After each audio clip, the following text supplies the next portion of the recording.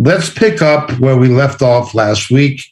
Turn with me, please, to the final verses of chapter 2 of Romans before we go into chapter 3. As always, we point out there's no chapter divisions in the original canon. Look with me, please, to Romans chapter 2.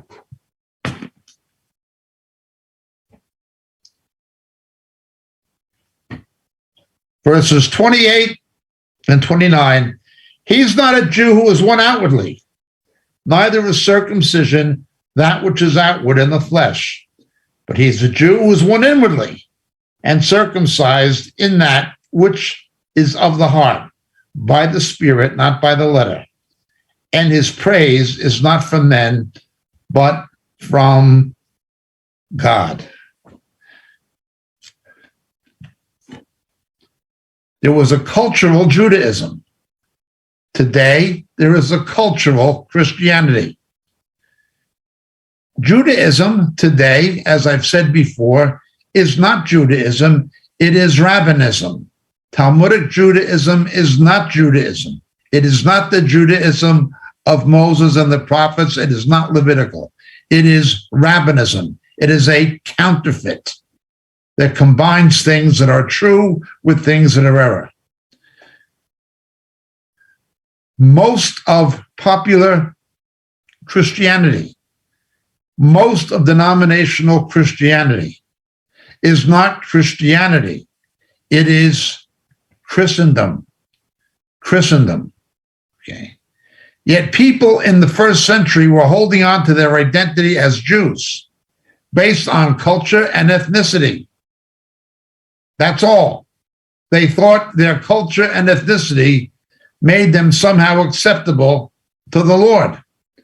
And today it's the same. I've met people, you've met people who rely on infant baptism. They rely on acts of contrition. They rely on sacraments. They rely on anything and everything except what the scripture tells them to rely on, which is Jesus and his word. Well, there was a first century version of that among the Jews. And there's a last century version of that among so-called Christians. He's not a Jew who's one outwardly. Let's understand this idea. Neither is circumcision that which is outward. Look with me, please, to Ezekiel 36:26.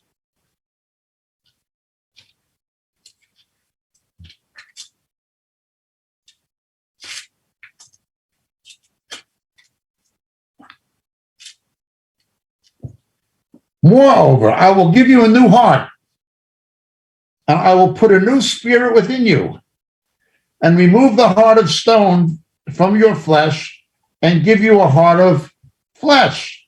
I'll put my spirit within you, and cause you to walk in my statutes, and you'll be careful to observe my ordinances. This is a prophecy that was going to be ultimately fulfilled with the coming of the Messiah. He would put a new spirit within us. Physical circumcision was simply the emblem of getting a new heart. Physical circumcision was the emblem of getting a new heart. Remember, under the law, the Holy Spirit was only for certain people at certain times, for certain reasons. We've pointed this out. Patriarchs, judges, kings, high priests, and prophets. Only certain people at certain times could have the Holy Spirit. But when the Messiah came, there would be a circumcision of the heart, a removal of the old nature.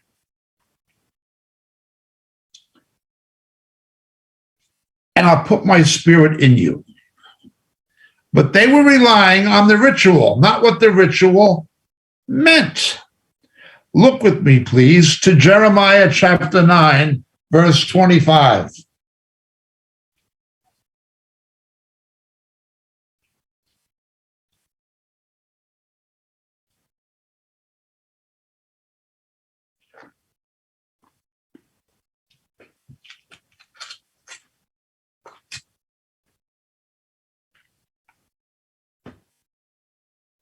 Behold, days are coming, declares the Lord, I will punish all who are circumcised and yet uncircumcised. Oh, they're physically circumcised, but their heart is far from God. Now, understand this. Islam claims to be the Third Testament, while the New Testament fulfills the Old, and circumcision is not necessary for salvation in the New Covenant, physical circumcision. Islam regresses and goes back under a perversion of the law of Moses. They have blood sacrifices at Ramadan, okay? And they take what the scripture says about circumcision to a ridiculous, not only extreme, but an emaciated version of circumcision. So circumcision is not just male. In village Islam, in the Middle East and Africa and into Asia, you've got female circumcision. You have forced clitorectomy on girls. And this is, of course, mixed with tribal culture. Now, not all Muslims do it, but a lot of them do. A very high percentage do. Arguably, a majority of the Muslims in Africa and in other places, they do this. And, of course, it becomes a moral justification that sexual pleasure is only for men, that you should remove the female capacity to have sexual pleasure physiologically in order to keep a moral standard. They actually teach this, and they hold these girls down at the age of adolescence after menses, and they literally perform the procedure with usually a razor blade or a knife or something. I mean, under septic conditions. Under septic conditions. This is how sick and perverted it is. Now, that's the extreme of misunderstanding circumcision. Village Islam and tribal Islam are the extreme of misunderstanding it. But it's misunderstood by most Jews. They think I'm in the club. I'm all right.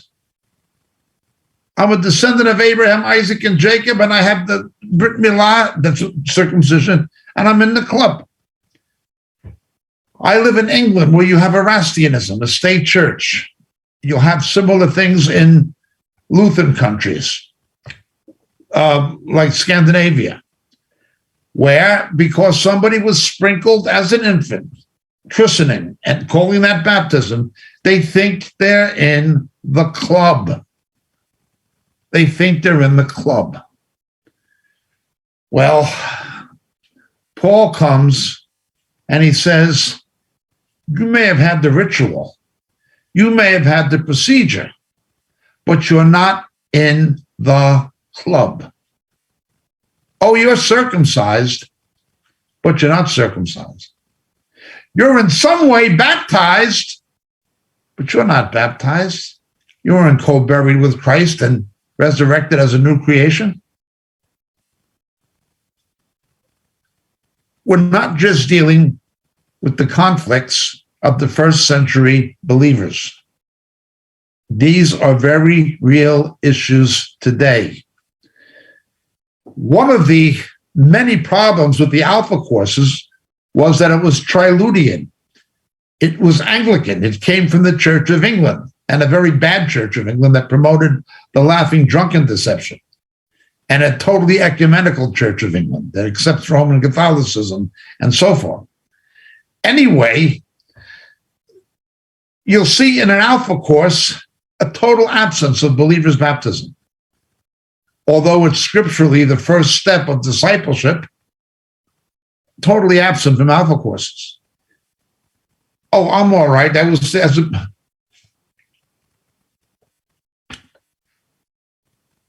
A Jewish baby being circumcised does not guarantee that baby in adult life has a right relationship with God any more than being sprinkled in an Anglican or Lutheran church guarantee or Presbyterian church guarantees anything. It just doesn't guarantee it. People think it does. Paul's trying to say, no, you got it wrong. It's of the heart. The ritual doesn't matter unless it's a spiritual reality. Now, let's look at 1 Corinthians chapter 7, verse 19.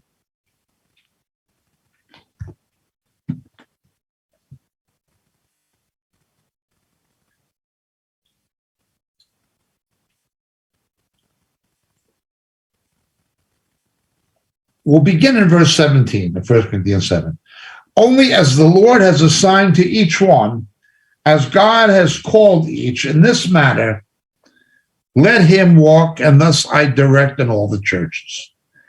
Was any man called already circumcised? In other words, an observant Jew or a proselyte to Judaism when they were born again. Let him not become uncircumcised. Now, this does not mean an attempt to suture on a foreskin again. It means loss of identity. Don't give up your Jewish identity or your natural identity, cultural identity. Okay. Has anyone been called in uncircumcision?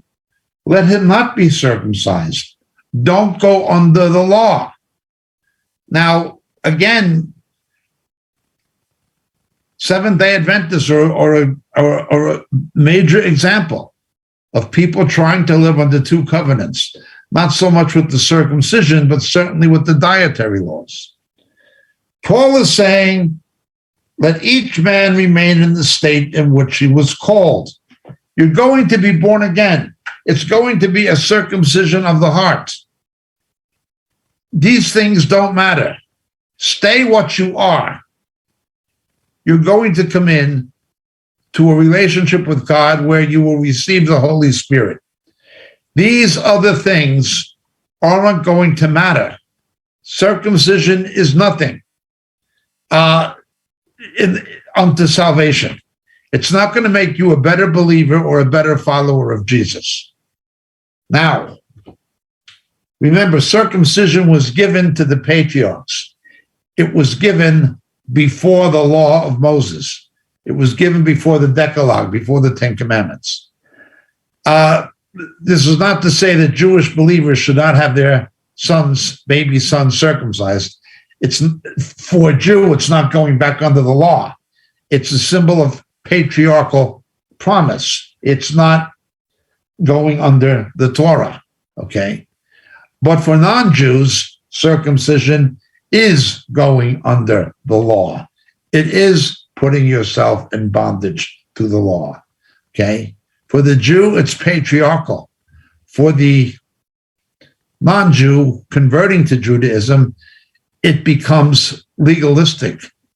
It becomes a wrong kind of covenant. No, the new covenant does not require that. This was a big issue in the church in Galatia. So with this background in view, we proceed into chapter 3. Again, there's no chapter division in the original Greek canon. And he asked then, well, if circumcision is not necessary for salvation, and these people don't have to convert to Judaism to get saved or to believe in the Jewish Messiah, if they just can receive the Spirit without that. Wait a minute. God has been dealing with our people for 2,000 years. Remember, from the time of Abraham to the time of Jesus is just as long as from the time of Jesus to our time. We look back to the time of Jesus.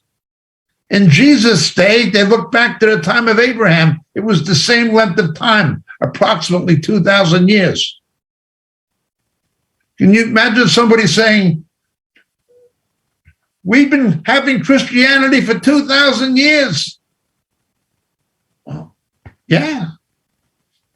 But remember, when Jesus came,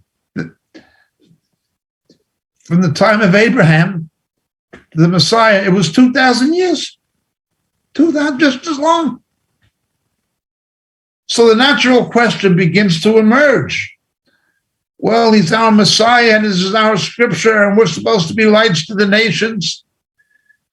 And he's the promised one, and we believe in him, and all this kind of thing that's good and true. But if circumcision is nothing and not necessary for salvation, what advantage does the Jew have? Or what is the benefit of circumcision? Is there any benefit to it? Well, he says, for the Jew now, for the Jew, great in every respect. First of all, they were entrusted with the oracles of God. Now, I read this in Greek before our Bible study tonight. I wanted to carefully read it in Greek. I was broadly familiar with it, but I wanted to read it in Greek. Okay. Peresis means in exceeding measure. In exceeding measure. What advantage has the Jew? What benefit? Great in every respect, meaning in exceeding measure. And that word there, first, is proton. Proton. It means the first manner. The first manner, just like a proton in an atom. Okay? No. Well, first you're saying circumcision is not necessary for salvation, and if for the Gentile it's nothing. But now you're telling us it is something. As believers in Jesus, what are you saying? This is confusing. So he explains it. The way I would explain what he's trying to explain, to the best of my understanding, is this. Suppose you were going on vacation with some family members or friends, and say you lived in an English-speaking country, New Zealand or Canada or Australia or somewhere, or United States or Great Britain or Ireland, and you were going on vacation, on holiday to, let's say you were going on a holiday to Israel. You were going on a pilgrimage to the Holy Land, hypothetically, okay? And it would be all right, and you could see everything anybody else could see, and most people in Israel speak English, and the tour guides all speak English, and you wouldn't have a problem, really. But if there was somebody in the group who spoke Hebrew, that would be a very practical advantage for them. When my health allowed it, we used to bring Bible study tours to Israel, and one of the things people said that made our tours different than the others was the tour leader, myself, could speak Hebrew. You didn't need an interpreter. You didn't need a tour guide to translate everything for you all the time. It's just better. If you were going on vacation to Italy and you knew how to capisce Italiano, or if you were going on vacation to Japan and you knew how to speak Japanese, that would be a big advantage. Now, it doesn't mean the other people going to Japan or Italy couldn't enjoy the vacation. It just means you have a big practical advantage. If you spoke Japanese or Italian or Hebrew or whatever the case may be. Well, Paul was saying the same thing.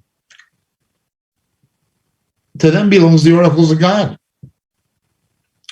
When a Jew gets saved and he sees Yeshua, Jesus is the Passover lamb, and then the Yom Kippur goat is a symbol of him, and things like this, and how he fulfills the Hebrew holy days, and how he's the suffering servant of Isaiah 53. Well, other people can know that stuff. But this is somebody who says, this is our identity, my identity as a person who's a member of this race, of this group. I always knew about Passover. We did the Seders and we always went to shul on Yom Kippur and stuff like, but I had no idea it was about Yeshua, about Jesus. Holy smokes. And you see what happened when Jews began getting saved in the 19th century. You had people like Alfred Edersheim and Andrew Barron and things like this, and they began to readdress Christian scholarship from the point of view of the Sitzumleben, the first century Jewish culture. And others have followed through on it since, like Arnold Fruchtenbaum and things like that. And Dwight Pryor and other people like that have done it. Muriel does that. But it began in the 19th century. Alfred Edersheim, The Life and Times of Jesus the Messiah, and Brother Rabinovich, and David Barron, and people like this. Well, it was quite a thing. Adolf Sapira, there were a lot of Jewish scholars who got saved, Jews who got saved and became scholars. And I mean, some of them like were Oxford professors. I have books by them. It's an advantage, isn't it? It would be an advantage. Well, if you can read the scriptures in the original language, take any book.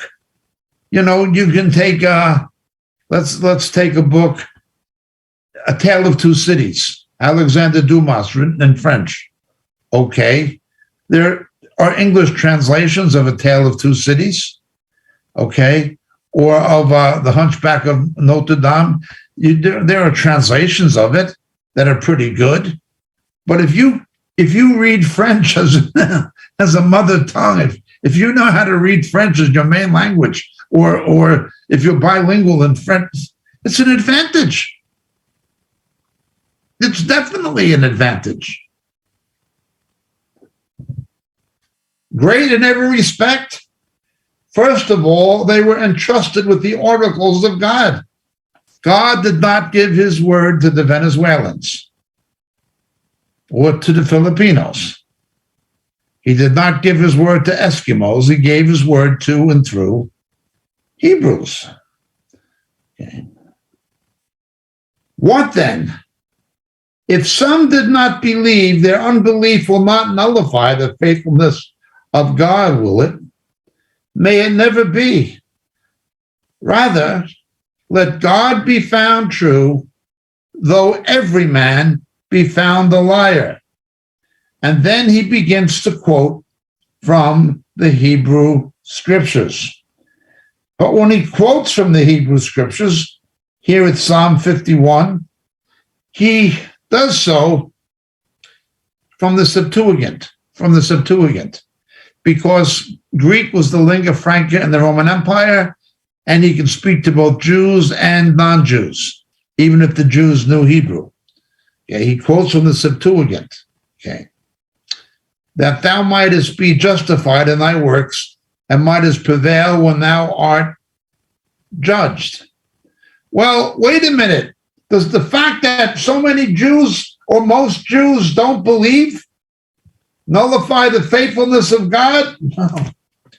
Remember, he is faithful when we are unfaithful. People may break the covenant. God cannot break the covenant. He will never break the covenant.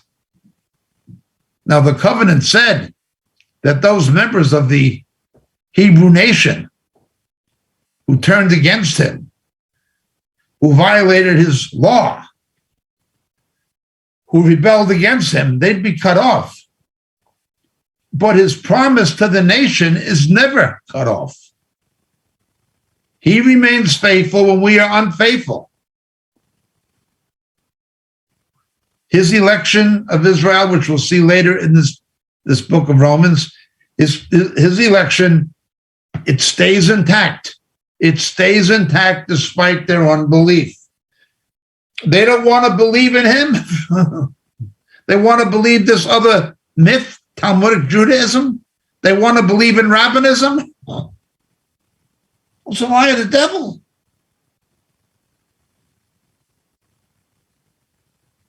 Let God be true, every man be a liar. Thou might be justified in thy words, and mightest prevailed when thou art judged. Notice, it's what you profess to believe, if you really mean it, that will cause you to prevail at the day of judgment. On the day of judgment, those who will go to heaven will be those who have prevailed.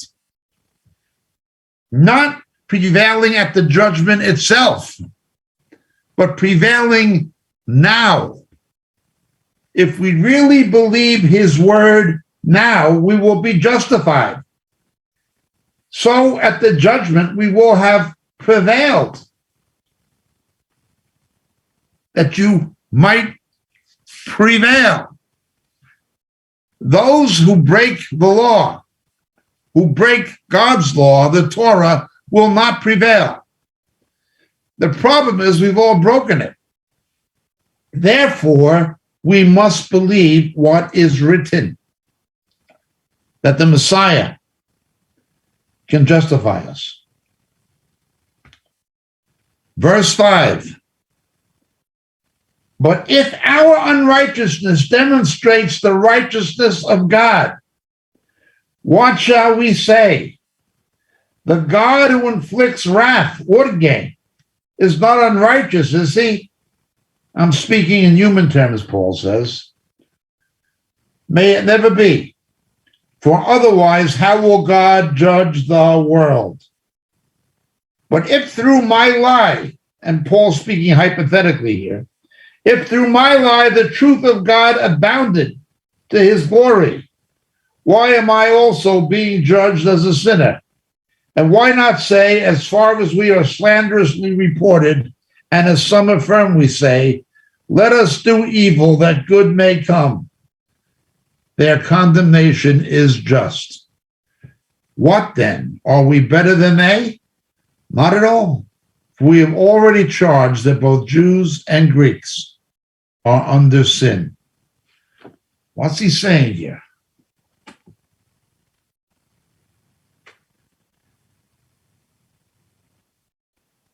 He's saying God has given a law, and those who break his law are going to be subjects to his wrath. But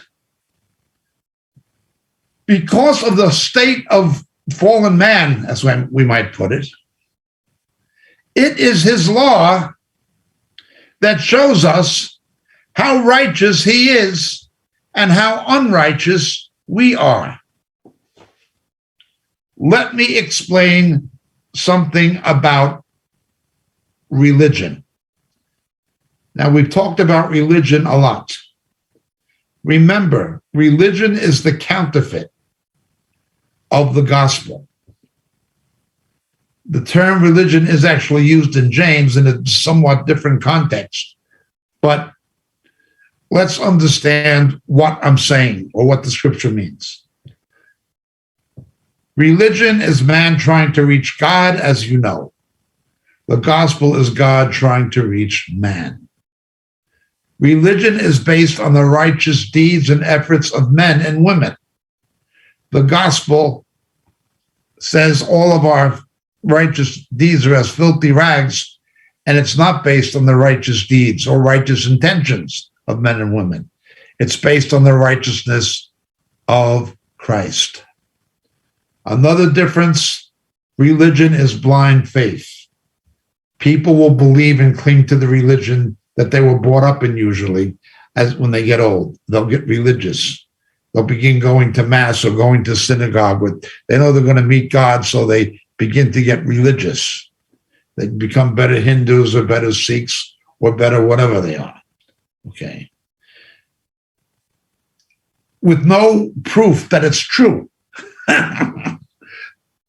They just give themselves, with the assistance of the devil, a false sense of security, that there is some hope of salvation in religion. Okay. It's a blind faith. Religion is always a blind faith. They can't prove it. The gospel is the opposite. Come, let us reason together, says the Lord. The claims of Jesus are empirically substantiated. That's not to say our faith is an intellectual faith. It is not. But it is to say that our faith can be intellectually justified, defended, and substantiated. Other religions break down. Islam breaks down when confronted with logical reality. Okay. Roman Catholicism breaks down when confronted with logical reality. Talmudic Judaism breaks down when confronted with logical reality. Okay. Islam certainly breaks down. Jehovah's Witnesses, Mormons, these things break down when confronted with logical reality. Our faith, properly understood, does not. Our faith is reasonable. The gospel is always the opposite of religion. One is man trying to reach God, the other is God trying to reach man. One is the righteous deeds of men, the other is rather the righteous deeds of God that takes no account of the righteous deeds of men per se. Okay. One is a blind faith, the other is a sure hope. It's always the opposite. It's always the opposite. However, there is one religion, and only one religion, that God has ordained. Only one.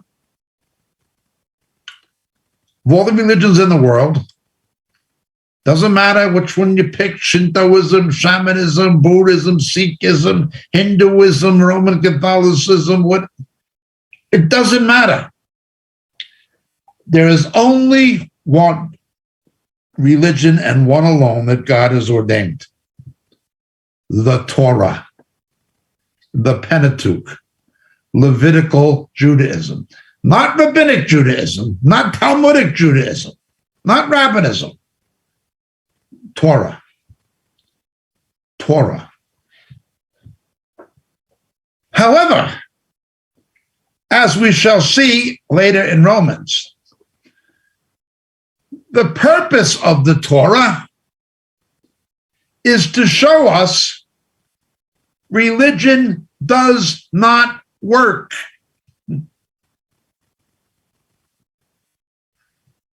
Hebrews approaches this subject from a different perspective.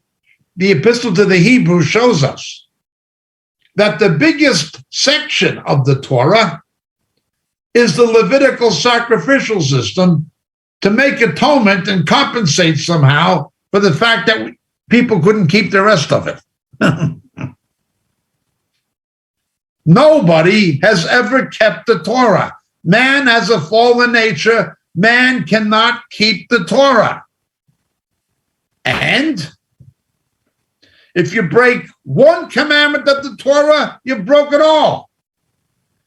Just think, someone trying to jump across the American Grand Canyon. One guy makes it a quarter of the way, but he's dead. Another guy makes it a third the way, but he's dead. Another guy makes it half the way, but he's dead. Another guy makes it 2/3 the way, but he's dead. Another 3/4 of the way, but he's dead.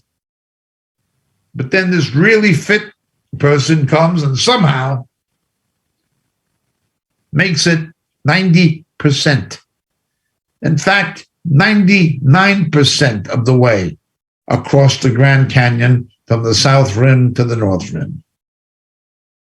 And he's just as dead as the one who couldn't make it 10% of the way. Nobody has ever made it.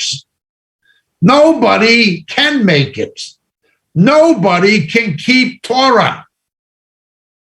God gave the Torah to teach us through the example of Israel and the Jews that we can't keep his law, that we needed, or we need somebody who can and who did. The only one who ever kept the Torah, of course, was Jesus, flawlessly. He fulfilled the Torah flawlessly. That is what he meant when he said to Telestai, it is finished. He perfectly kept God's law. One man without sin worth more than all the men with sin, the lamb without blemish, the Telestai, paid in full. That was it. He's the only one who kept the Torah. The Torah is there to show you you can't keep it. But only one person did keep it. Even the most righteous man under the law, none born among women is greater than John the Baptist. And John says, I'm not worthy to tie the Messiah's shoes. And he was the most righteous. The greatest woman who ever lived, Mary, the mother of Jesus. Blessed are you among women. She was going to be the mother of the Messiah. First words out of her mouth when she's told she's going to be the mother of the Messiah, who would save his people from their sin. My soul magnifies the Lord. My spirit rejoices in God, my Savior. Mary says she needed to be saved from sin. The lying Church of Rome, with Muni Vicentissimus Deus, says, no, she doesn't. You either believe Mary or the Pope. We've said this before.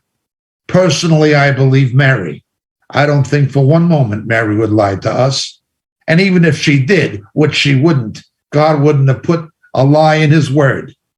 When she says she needs to be saved, I believe her. She was the greatest woman who ever lived. And none born among women was greater than John. But they couldn't keep the Torah. They could not keep the law. Nobody. So God had to become a man and keep it in our place. That's how we get justified. So you've got this religion that Paul calls our pedion elsewhere, our tutor to point us to the Messiah. It's there to show us we can't keep it, we can't meet God's standards. And it's there to show us that our state is hopeless. The only hope is in that one who actually did it. Because to God, that one who actually did it is worth more than all the rest of us who didn't do it. It's only the guy who makes it all the way across the Grand Canyon who counts. The others are down floating in the Colorado River. That's just the way it is. Now, Paul builds on these statements later on in the epistle. He develops these arguments further. Understand, he's comparing religion with something different. Religion cannot circumcise the heart. Religion cannot make somebody more righteous. The only thing religion can do, to a degree, is temporarily make somebody less unrighteous. Religious people may be, in certain respects, less unrighteous, but they can't be more righteous. And even that usually doesn't work. Religious people, the more religious they become, the more self-righteous and hypocritical they tend to become, and the more their own sins become exasperated. You just look, again, not that I'm picking on the Irish, but they found that place, the Ryan Report in Ireland.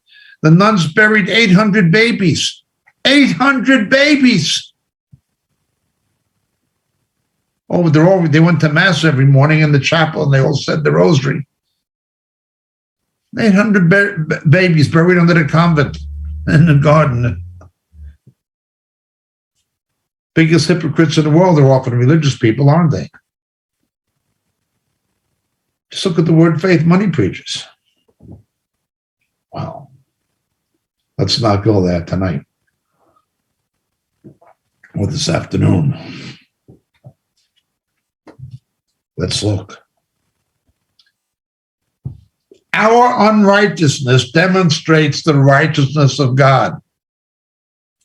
The fact that we're no good proves how good he is. The fact that we are so imperfect proves his perfection. Otherwise, he'd have no basis to judge the world as the righteous judge. People who believe in religion, it doesn't matter what the religion is, even if it comes in the name of Christianity or Judaism.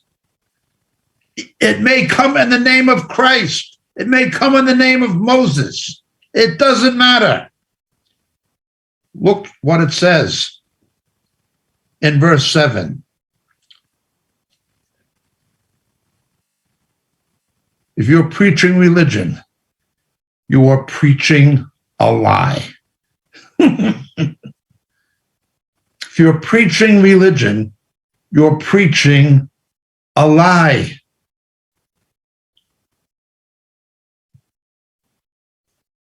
Religious liars. Look at the Sanhedrin.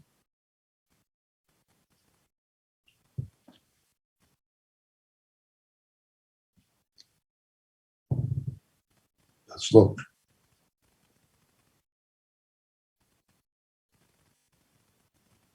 Be through my line, verse 7, the truth of God abounded to his glory. Well, then why am I still being judged as a sinner?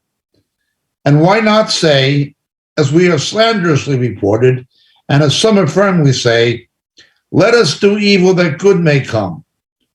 Oh boy. There were people who were accusing Paul of saying, since you speak against religion, and since you say the Torah can't save and circumcision can't save, and since you're saying that the Torah just shows we have sin, then let's sin to prove how righteous God is.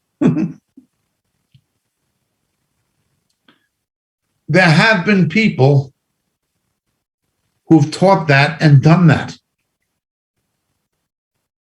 There are people who have taught you had to know the depravity of sin to know the righteousness of God, and have done unspeakable things.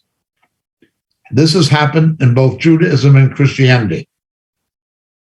But I don't want to have lessons in church history or Jewish history. But it's happened.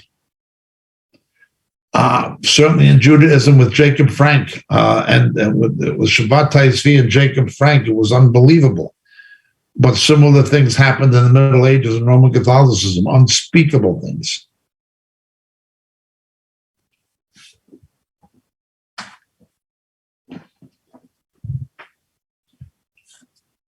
Where sin abounds, grace abounds more so. That's a verse and that's a truth. What would you think if somebody says, so therefore, when sin abounds, grace abounds more so. Let's sin so we'll have more grace. And that's what they were accusing Paul of teaching. Paul, of course, says the grace of God is designed to bring you to repentance, not to continue in sin. Well, in verse 9, are we any better than they?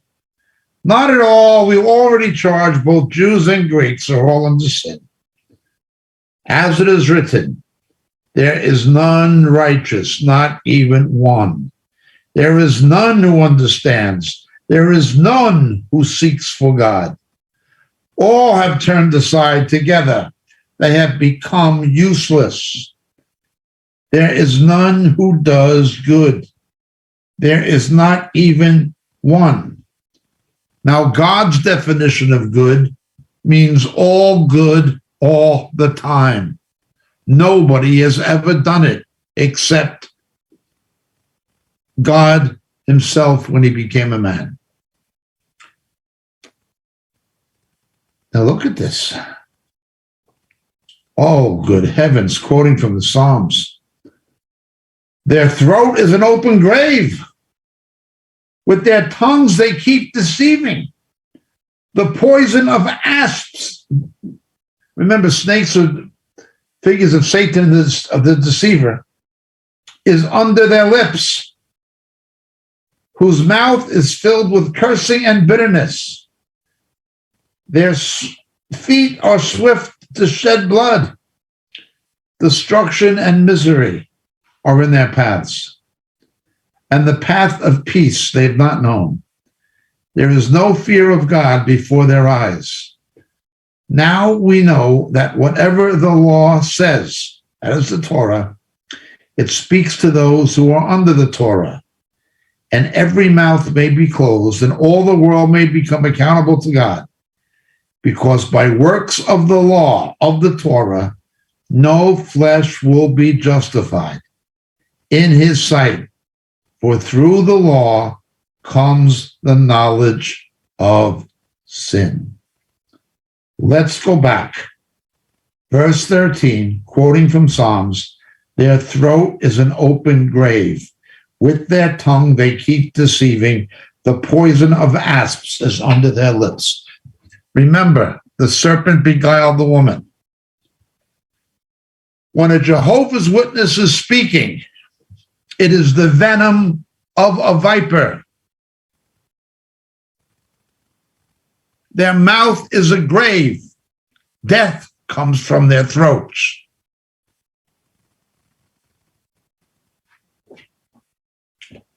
When a Mormon speaks, their throat is an open grave. With their tongue, they keep deceiving. They may be deceiving themselves. The serpent is there. The proponents of Islam, it doesn't matter. It's death, not life. Jesus said, my words I spoke to you. My words are the words of eternal life. His words are life. The words of false religion are death. They come from an open grave. Only the truth of Jesus is life. The rest comes from a grave. They're the words of death. Not only that, but they are motivated by the asp, the poison of Satan, seduction.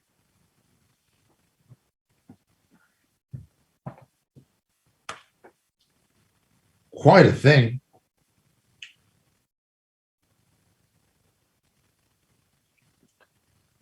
You know,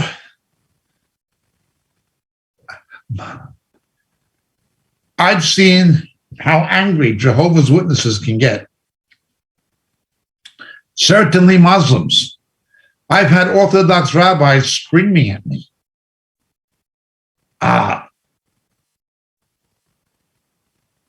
They get angry. I saw fundamentalist Mormons in Manti, Utah. They get angry. They get angry. BJP in India, Hindus, they get angry. Their mouth is filled with cursing and bitterness. And they will all resort to violence. No matter what they say about peace, think of the nice Tibetan monks. Read about the Indian evangelist, Brother Singh, S-I-N-G-H, what they did to him, how the nice monks persecuted the Christians in the Himalayas. All this stuff with the Dalai Lama, and these are peaceful people. It's a pack of lies. They persecuted Tibetan Christians and Indian Christians.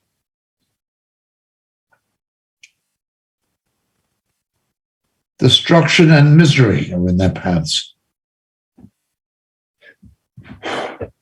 Now, I remember during the counterfeit revivals with the laughing and drunkenness, how angry those people would become when you challenge them about the authenticity of their experience, showing it's not scriptural. I've had them become explosively angry, threatening to sue. Some of them did.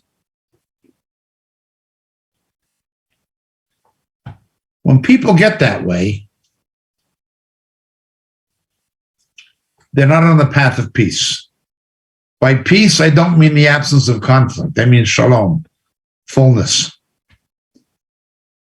There's no fear of God before their eyes. Religion has a way of taking away people's fear of God because it makes them self-righteous. Remember what Jesus said? They will put you out of synagogues. They'll persecute you in synagogues and think they are honoring God. When Paul held the coats at the martyrdom of Stephen, he thought he was honoring God. He didn't have any fear of what was happening to Stephen. Religion takes away the fear of the Lord. It gives people a self-righteous delusion. Whatever the Torah says, it speaks to those under the Torah, that every mouth may be closed and the world may become accountable to God. Remember, through the example of Israel and the Jews, the Torah shows the messed up state mankind is in. Because by works of the flesh,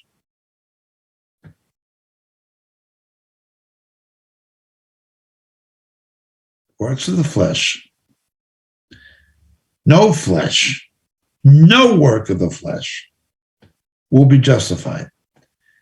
Nobody will be justified by the Torah because nobody has kept it except Jesus.